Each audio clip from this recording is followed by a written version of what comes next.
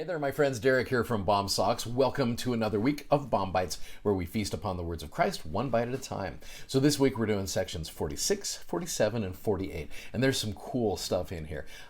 So I want to give you a little bit of context about what's going on during this time period to help you understand why these sections are so important. So go right to the Come Follow Me manual where it gives you a little introduction. And it says, as Parley P. Pratt, Oliver Cowdery, Ziba Peterson, and Peter Whitmer Jr., which you remember those four missionaries who were called to go baptize Lamanites, and that mission didn't baptize very many Lamanites. In fact, there was none. But they found all of the members in Sidney Rigdon's congregation in Kirtland, Ohio, over 100 individuals. So as they moved on to other fields of labor, particularly to find those Lamanites, they left over 100 converts who had plenty of zeal, but little experience or direction. We'll talk about that in a minute. There were no instructional handbooks, no leadership training meetings, no broadcasts of General Conference. In fact, there weren't even many copies of the Book of Mormon to go around.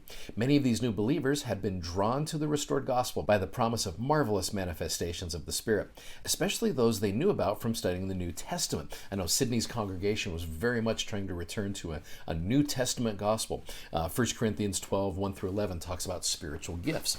Soon, some unusual expressions of worship, including falling to the ground, writhing like a snake. We'll talk about a couple other of those in a minute. They were introduced into their church meetings. Many found it hard to discern which manifestations were of the Spirit and which were not. Now, let me pause right there.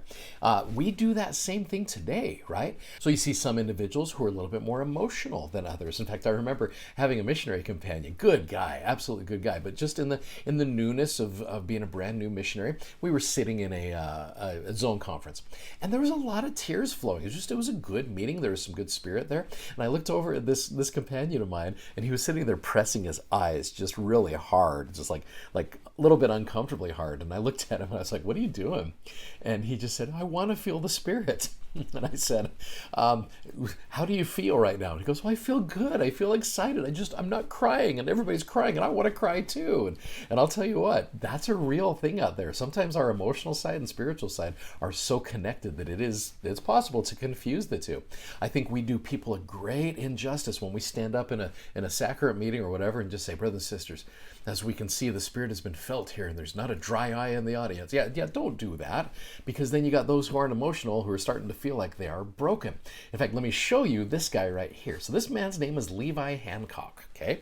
So it talks quite a bit about Levi Hancock in an article called Religious Enthusiasm Among Early Ohio Converts. In fact, it's right here. You can click on it right there in your Come Follow Me manual, but it gives you a little bit of an idea about the context of this. So here's Brother Levi again. So Levi was 27 years old in 1830. He lived in New Lime, Ohio, about 30 miles east of Kirtland. During his childhood, his mother had instilled in him a deep interest in spiritual matters.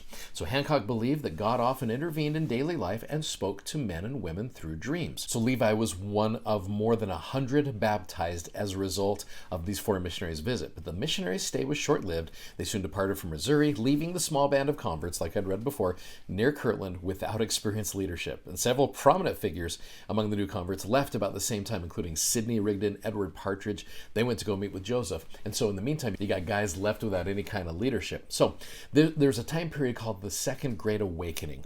And one of the characteristics of this revivalist culture was an increased interest in spiritual manifestations and gifts.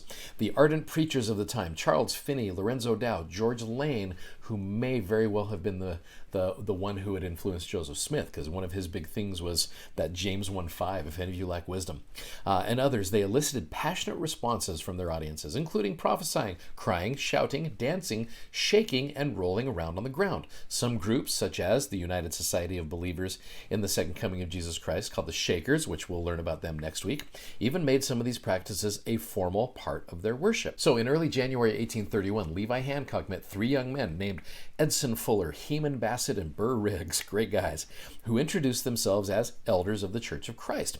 According to Hancock, these young elders engaged in all manner of doings during worship services.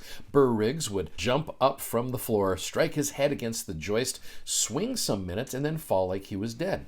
He would then rise and relate visions he had while unconscious. Edson Fuller would fall and turn black in the face. Heman Bassett would behave like a baboon. These strange behaviors perplexed Hancock. After all, He himself had experienced feelings, impressions, and dreams that he believed were spiritual communications.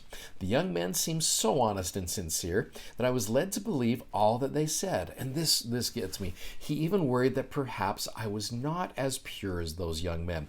However, their actions were very different from the spiritual feelings he had experienced. Now, as they're reading the Book of Mormon as well, it says others introduced innovations peculiar to their groups. Some would fancy to themselves that they had the sword of Laban and would wield it as expert as a light dragoon.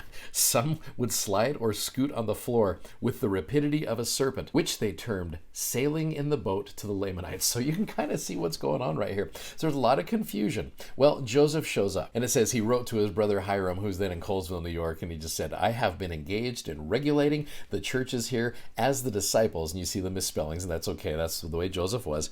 The disciples are as numerous, and the devil had made many attempts to overthrow them. So keeping in mind, if you were Satan, you'd really want to have a heyday with this time period. Well, let me go back to the introduction right here. Seeing the confusion, Joseph prayed for help. The Lord's answer is equally valuable today when people often reject or ignore the things of the Spirit. The Lord revealed that spiritual manifestations are real and clarified what they are. Gifts from a loving Heavenly Father, given for the benefit of those who love Him and keep all His commandments. So that's where you see the context of section 46, 47, and 48. So hopefully that helps you get some ideas and maybe think about as well the way you view spiritual gifts and the things that have been given and how we view others with those as well. And I think you'll be enlightened this week. So anyway, thanks for watching, thanks for subscribing, and thanks for sharing. You guys are amazing. Godspeed. We'll see ya. Bye-bye.